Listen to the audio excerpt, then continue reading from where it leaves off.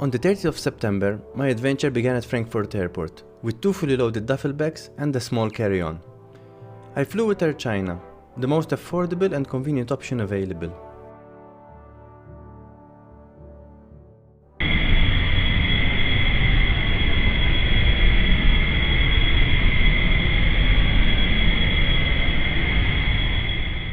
Taking off in the morning, I spent nearly 10 hours in the air, covering over 8,000 kilometers, before landing at Tianfu International Airport in China in the middle of the night.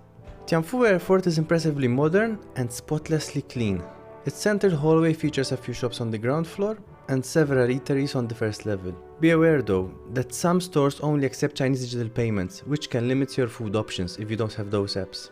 With a 4-hour layover, I made my way to the gate early in the morning and Tsubi when taking by bus to the aircraft. This short 3-hour flight to Kathmandu's International Airport offered my first breathtaking views of the Himalayas.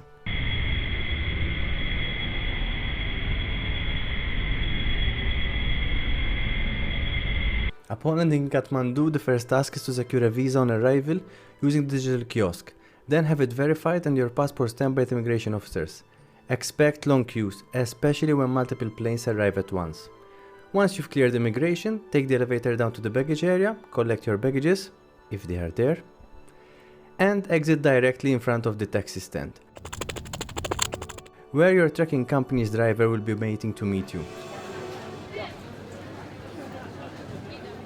It's always wise to spend a few days in Kathmandu before your expedition. This allows time for delayed luggage, which happens quite often. I used this time to explore the city's main sites, despite its chaotic and dusty streets. I arrived during the Dashin festival, so Kathmandu was unusually quiet as many locals had gone to their hometowns. But this also meant I could witness parts of the celebration and see people dressed in beautiful traditional attire. Nepalis are incredibly friendly and always warm towards visitors. I began my exploration at Kateshimbu Stupa, a 17th century replica of the Swayambhutan Stupa. From here I went to Ason Chok, one of the city's oldest squares, famous for its vibrant bazaar. Usually. During the festival there wasn't a bazaar though. Nearby temples include Seto Machendranath, known for its intricate wood carvings, and Akash Bahari, guarded by fierce lion statues. Kathmandu's narrow streets are shared by pedestrians, cars and motorbikes. Here traffic rules are more of a suggestion than a law, so make way for any vehicle that comes your way. Among the many sights, the butcher shops stand out. Their complete lack of refrigeration and hygiene might put you off meat dishes for a while. In contrast, the bright fruit stalls are irresistible, offering fresh and colorful snacks.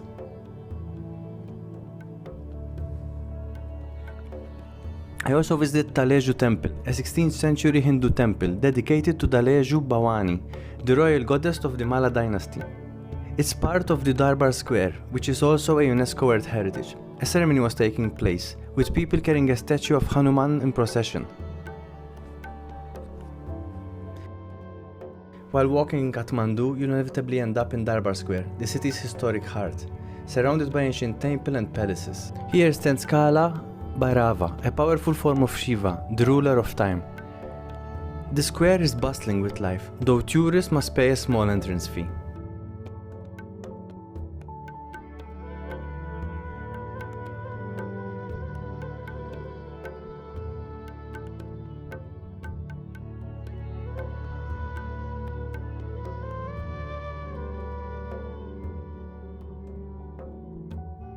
Basantapur Darbar Square, another UNESCO World Heritage Site, is known for its ornate palaces, temples and cultural heritage. Heading east, I reached New Road Gate, a busy shopping district packed with local stores and a lively atmosphere. Crossing to the other side of the road lies Rani Pokhari, a historic 17th century artificial pond in the heart of Kathmandu.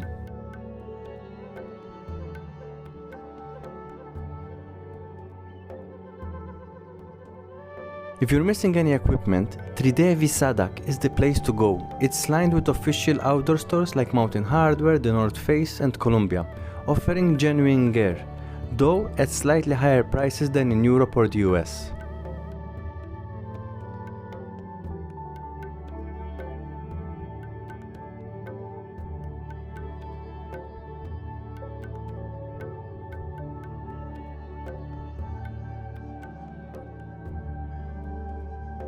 Nearby is the Tibet bookstore, perfect for picking up mountaineering books or inspiration for your trek. Just around the corner is Kaulika Arts, my favorite art shop. Friendly owner, fair prices, and those colorful serene Nepali landscape paintings I can never resist. Heading into Tamil, Kathmandu's tourist hub, you'll find shops selling cashmere, masks, imitation hiking gear, and countless bars and restaurants.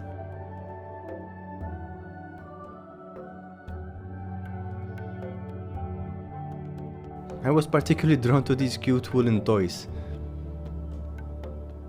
And yes, I ended up buying one, this lovely Yeti. You'll also find plenty of handbags and local handicrafts here. Leaving the city center and crossing one of the bridges toward the west, it's about a 40-minute uphill walk to Swayambhunath Temple, also known as the Monkey Temple. The Tibetan name means self-arising, symbolizing a spiritual significance.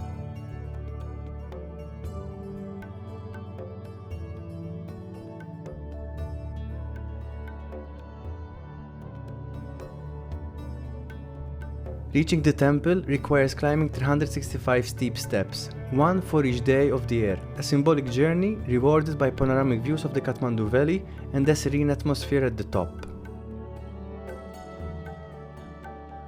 At the summit stands the main stupa, the centerpiece of this UNESCO site.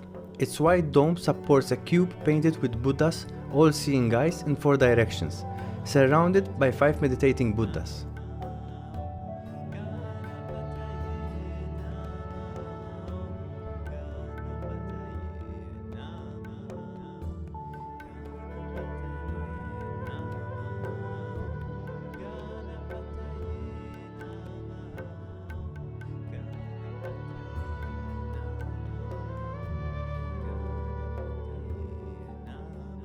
Behind it lies the Chatya's courtyard, and next to it, the elegant white Shikyar-style temple.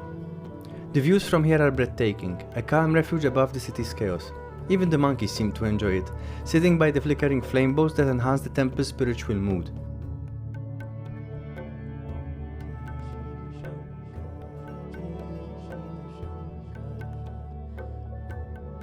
And of course, where there are monkeys, there's always one eating a banana. Not keen to share though. In one corner, I found a craftsman carving slate.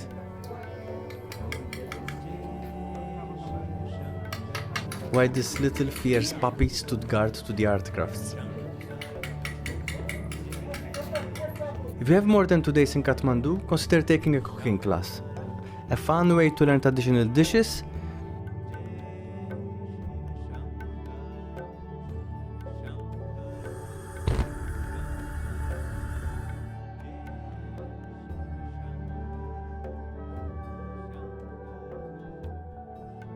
like momos and their accompanying sauces.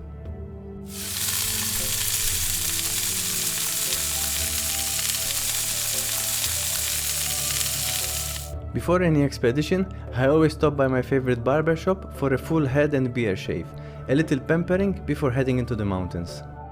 Our journey towards the mountain began with an 8-hour bus ride from Kathmandu to Besisahar, a distance of around 180 kilometers. We started early soon after breakfast.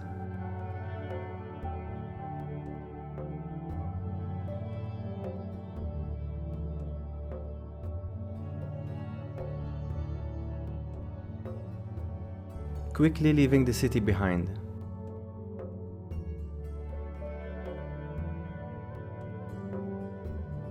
And driving through rural landscapes that followed the river. The scenery was stunning, though the road conditions were far from ideal.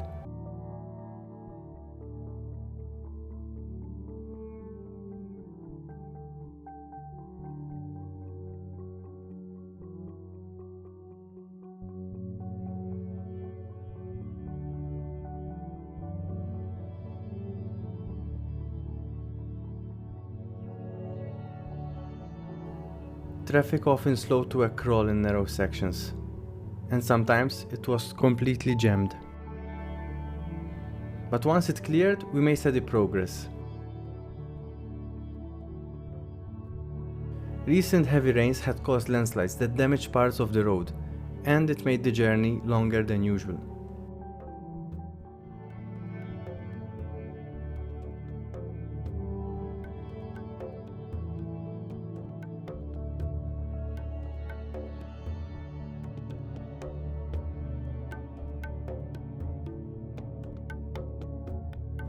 By lunchtime, we reached Besisahar, where we stopped for a meal.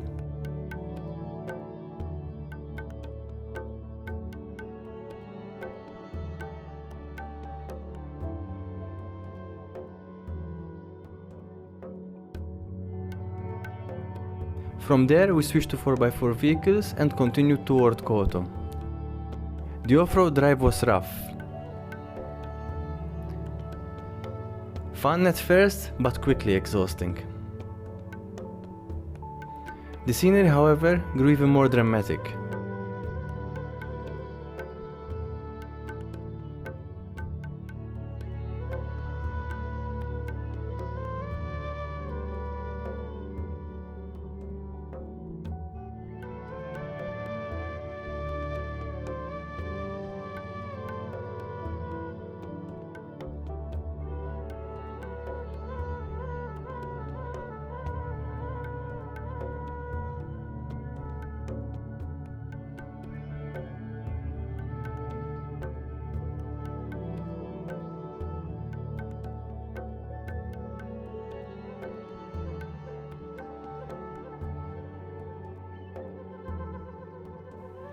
We stopped occasionally to stretch our legs or use the facilities.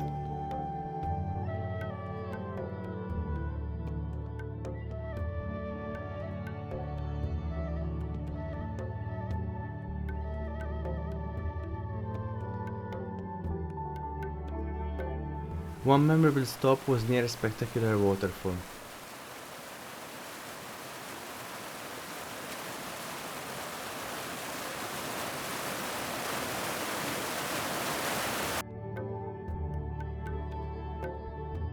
Driving continued well into the night.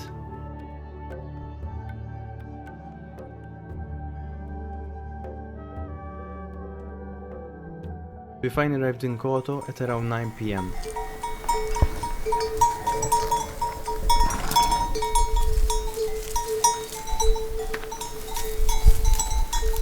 We stayed at the aptly named Hotel Himlung.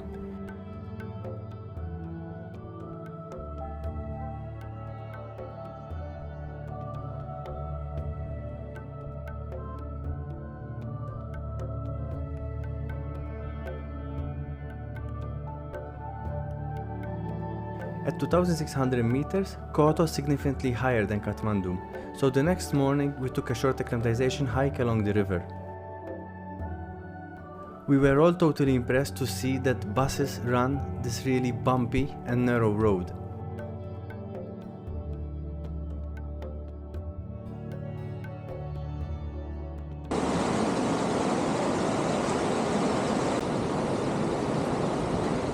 We crossed to the other side of the river and kept going for a short while. On our way back, we stopped at this natural hot spring. Some of us just dipping in our feet and others completely immersing themselves.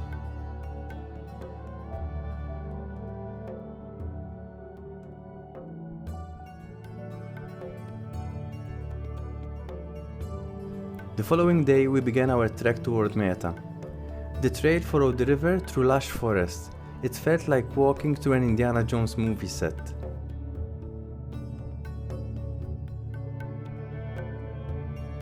Especially when crossing those bridges that don't look sturdy at all.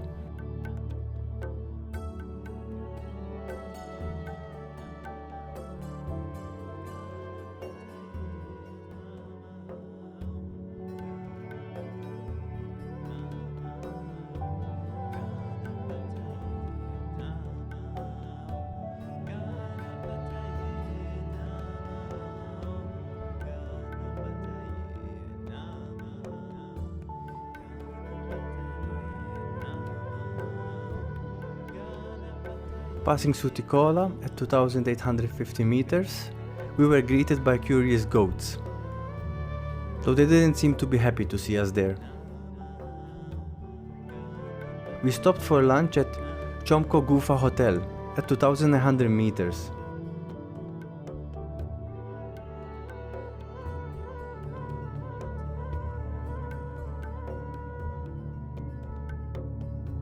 After lunch, we continued through dense vegetation and across one of the region's many suspension bridges. These bridges are iconic in the Himalayas.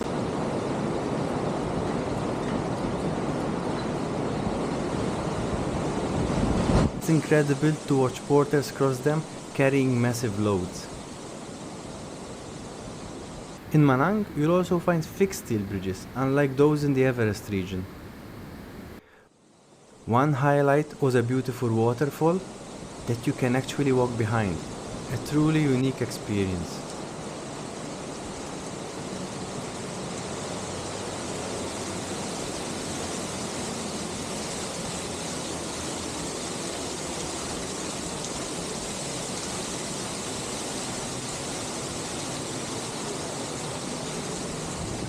We then climbed steeply to Dharamsala at 3,250 meters, where we stopped for tea and coffee, before making our way towards Mehta. From here on, it got steeper and steeper.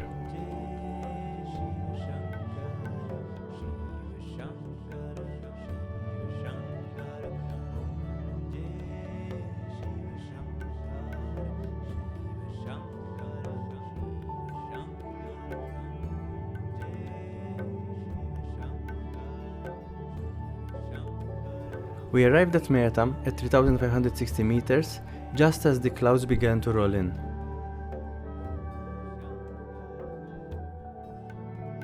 We warmed up with drinks, and later on dinner and a well-earned rest.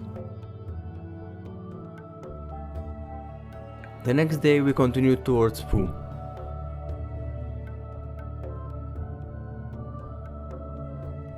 The trail through pine forest was unusual, especially as the ground was covered with fine sand, more like that you find on a beach than typical soil.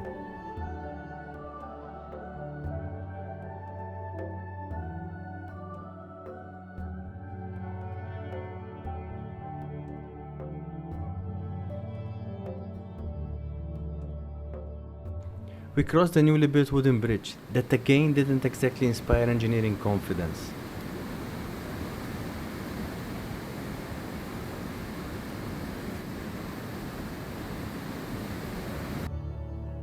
Then tackled a steep uphill section.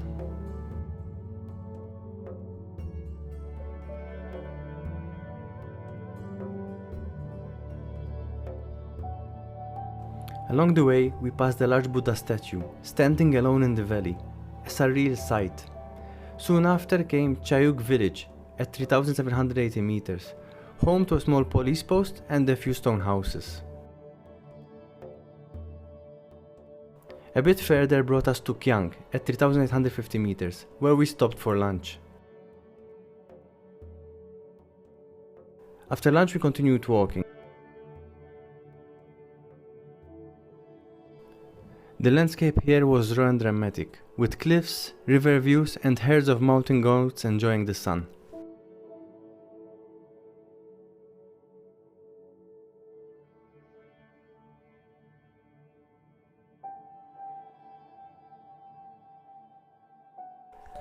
After a long uphill stretch, we finally spotted Phu Gate, an ornate stone arch marking the entrance to the village.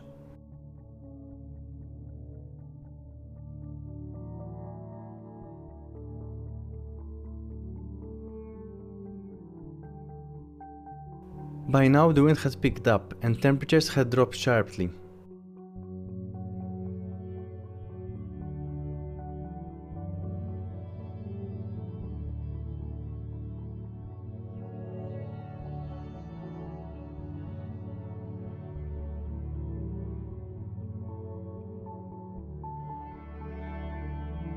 Beyond the gate, the trail flattened and the village of Phu came into view, a beautiful settlement perched above the valley at just over 4,000 meters.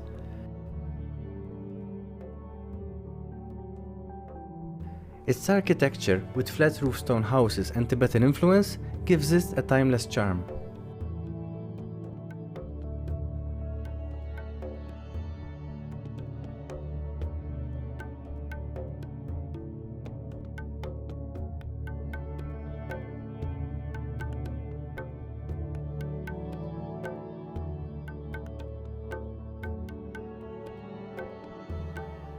following morning, we hiked up the hill behind Phu for acclimatization, leaving the village behind us.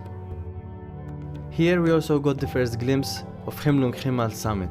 It was a very windy day and you can see snow being pushed off from below the summit. After about 2 hours, we reached 4,730 meters. The view from above was spectacular. The village looked tiny.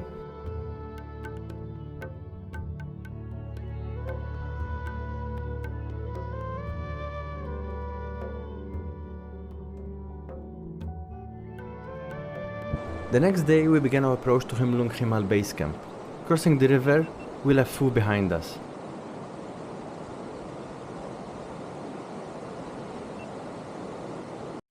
Ingenious water channels along the way showed the creativity of the local people.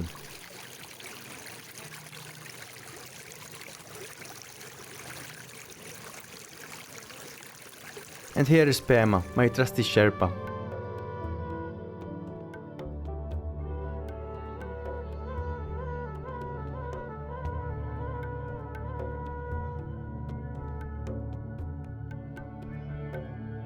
A friendly dog joined us along the way and continued walking with us until base camp. We even met him a couple of times when we were in base camp.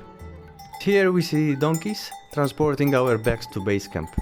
We're very lucky that we didn't have to carry them. Halfway through, we were met by Sherpas from base camp who brought tea, coffee and biscuits. And I'm never saying no to biscuits. The trail followed the Nemyung Glacier, which flows down from nearby Mount Nemyung, continuing upwards towards and past base camp.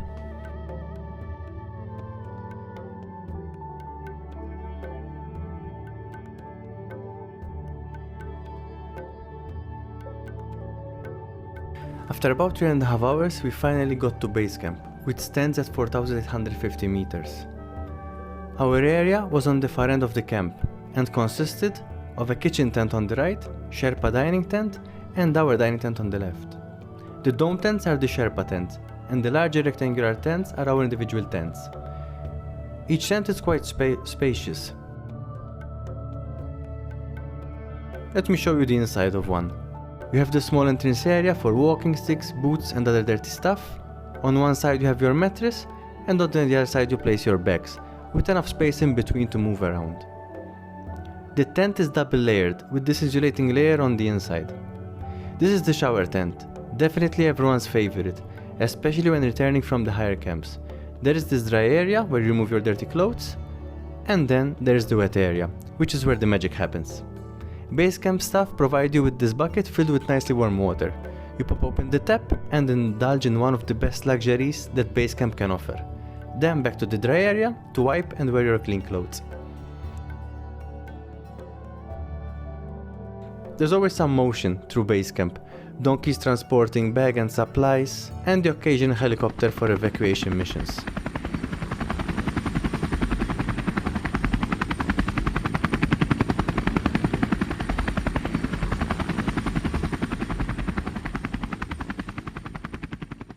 Almost every day, we would witness an avalanche on one side of the nearby mountains, reminding us of the imminent dangers of mountaineering. Luckily, base camp is out of reach from these avalanches. Food at base camp was another highlight. It's abundant, varied, and tasty. Much better than what you get in most guest houses. On our first night, they also baked a welcome cake for us, which was a very nice gesture and brought out the kid in each and every one of us.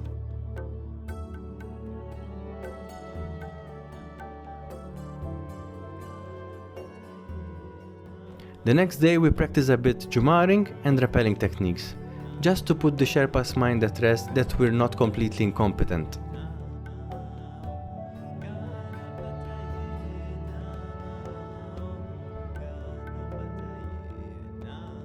After, we took the opportunity to go for a short acclimatization hike, up to 5,100 meters. The next day we had the Puja Ceremony, which is a sacred ritual performed before the expedition to seek blessings for a safe journey. It is led by a Lama or senior Sherpa who performs the prayers, while incense is burnt and offerings like rice and juniper leaves are made to the mountain gods. Our climbing gear was blessed and we had some beer and kukri ram.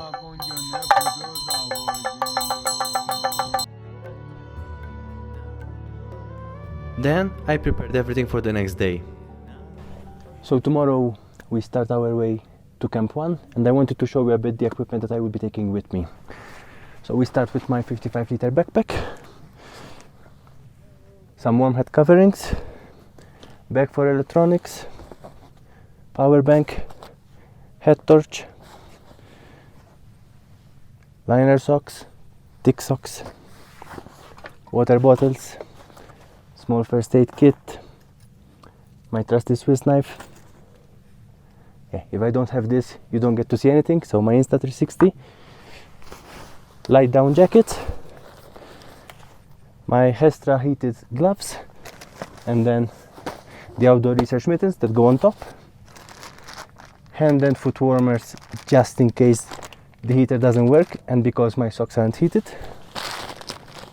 merino liners, and an extra top because if it gets sweaty I want to change and let it cool out, my Optimus stove with gas, 2 track and eat main dishes and 2 track and eat breakfasts, some snacks, cereal bars, nuts and so on, Gore-Tex trousers and top, pencil crampons, down suit, Thermarest insulation and Thermarest inflatable mattress, gigantic sleeping bag, mountaineering boots. We'll only be using these above Camp 1, so from here to Camp 1 I'll walk in my summer boots and then put these on above Camp 1. Harness with a sender and belay device, helmet and goggles, and I would say that's it. Then of course I will have the clothes that I'll be wearing on me, which will be my mountaineering trousers, a long sleeve merino like this one, and a fleece. And now I start packing everything here, and hopefully tomorrow I manage to carry everything to Camp 1. And there you have it, everything packed inside and on the outside of the bag. I have to admit the bag is slightly small for all the things I want to put in it, so it has been quite an exercise of playing Tetris and some creativity how to attach things on the outside of it, but finally I managed to get it all done. Let's hope everything stays in place as I walk from here to Camp 1. In the morning we set off with our bags fully loaded. Mine was around 18 kilos, as I was carrying all my equipment myself. From base camp it's a short walk to the edge of the glacier. In the coming days this glacier will become our nemesis, as we all hated traversing it. Some more than others. The reason is that it's an endless up and down on stones and boulders.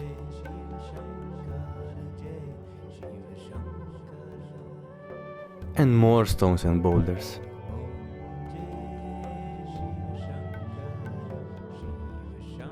We soon stopped to remove some layers as the day started getting hotter.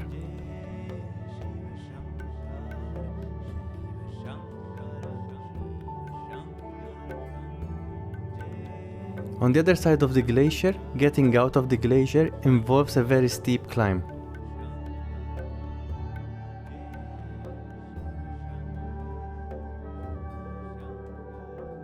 Until you reach this short vertical section. Some climb this with their ascenders, while others, who feel more confident, just go with brute force. This was by far the most exciting part of getting from base camp to Camp 1.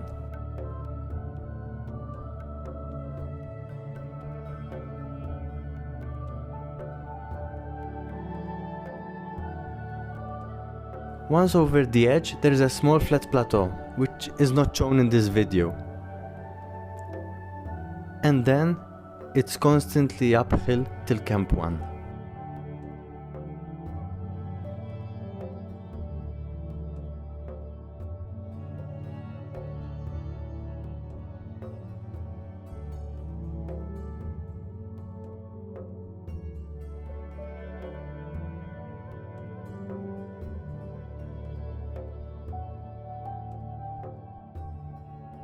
Another highlight was traversing this ridge, which is flanked by mountains and a small lake on the right side. After almost 4 hours, we reached Camp 1 at 5,450 meters. Camp 1 is set on a very rocky plateau and is not the most comfortable campsite.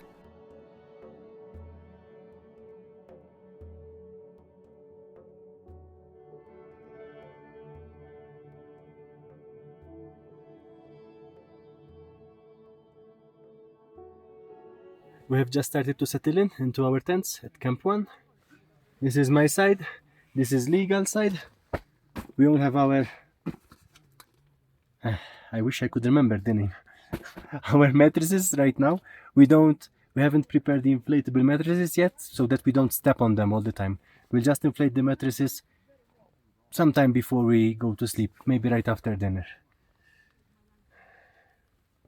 All our things are there, and in the pockets our food, and let me show you around. Our food and stove is there.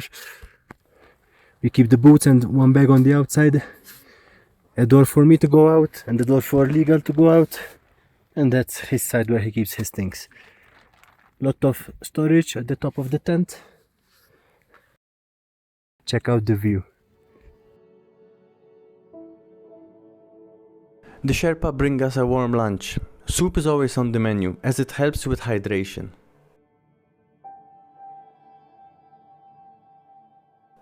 Even if you're lacking appetite, you need to force yourself to eat.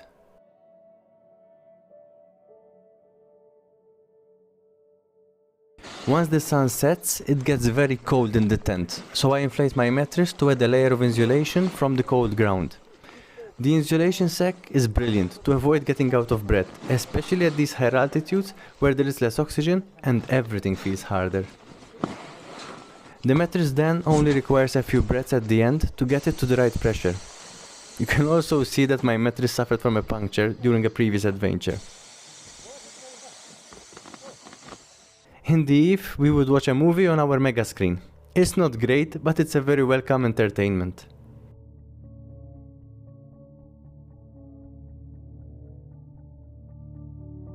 Look at us. Happy kids, just cause the sun is up, because otherwise it's freezing. And now we have breakfast. We have our warm water, we mix it with our food, and we have breakfast. And then we start getting ready to move. After breakfast, we packed, got dressed, and hit it off towards Camp 2. Here we are already several meters above Camp 1, and we can even see base camp in the distance.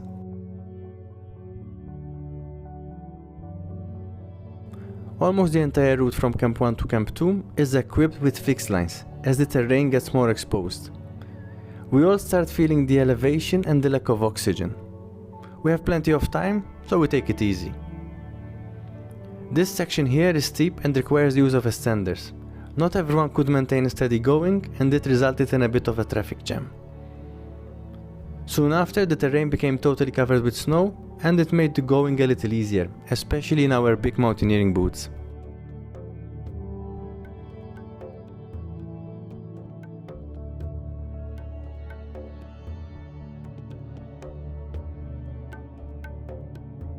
We stopped for a short break at around 5,800 meters, after which it got quite steep again, all the way to Camp 2.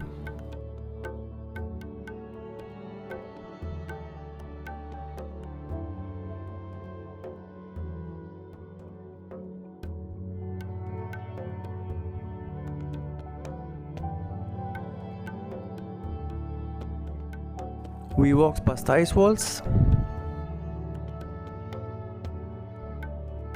and a few crevices.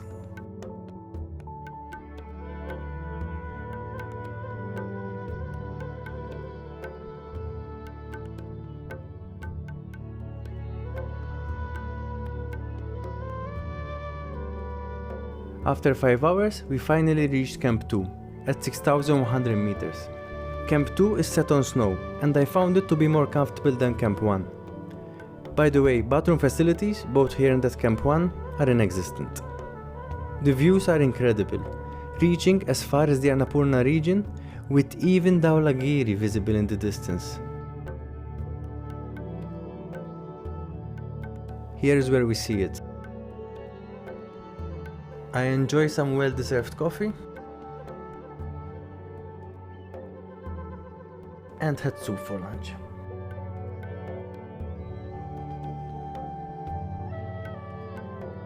We try to put in some fluid in our body, even though the appetite here is not amazing. Not bad, but I'm a bit bored of soups. But we have to. In the morning, everything in the tent is frozen. Even my pee bottle. But nothing that a little warm water will not solve.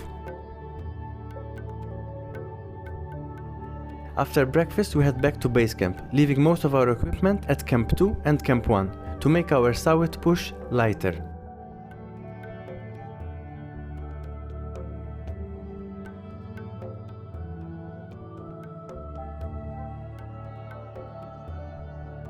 It took us slightly over 3 hours to get back to base camp. Once at base camp, we chose our preferred meals to take with us for the summit push, which required us to climb back to Camp 2 after 2 days. At Camp 2, we started our summit push at 11 PM. Here everyone's getting ready to kick it off.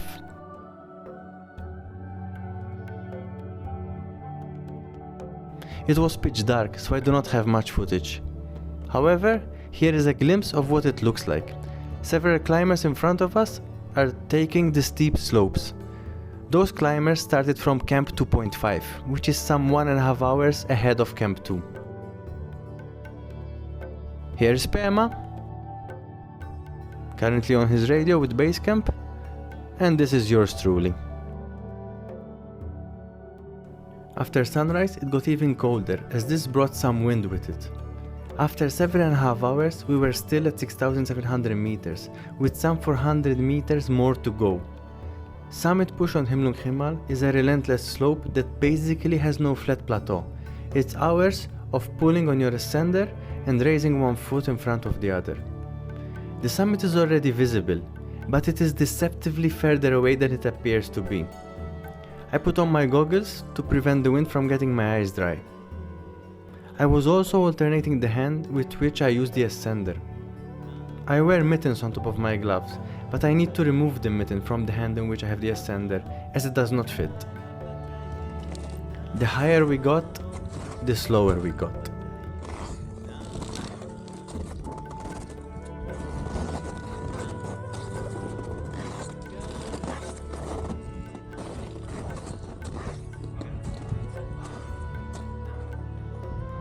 Closer to 7,000 meters, it was really 3 steps and 10 seconds catching my breath.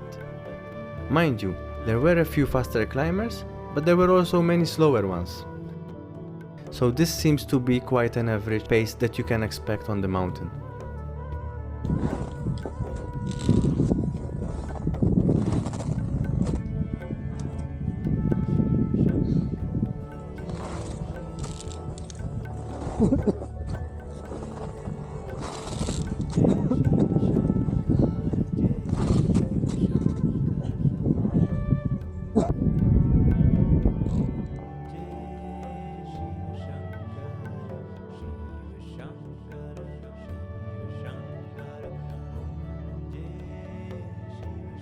After 10 hours and 40 minutes, at exactly 9:40 AM, we reached the summit of Himlung Himal, at 7,126 meters.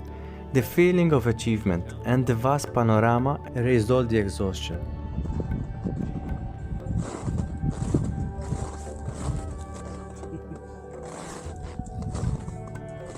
As usual, Pema has been great.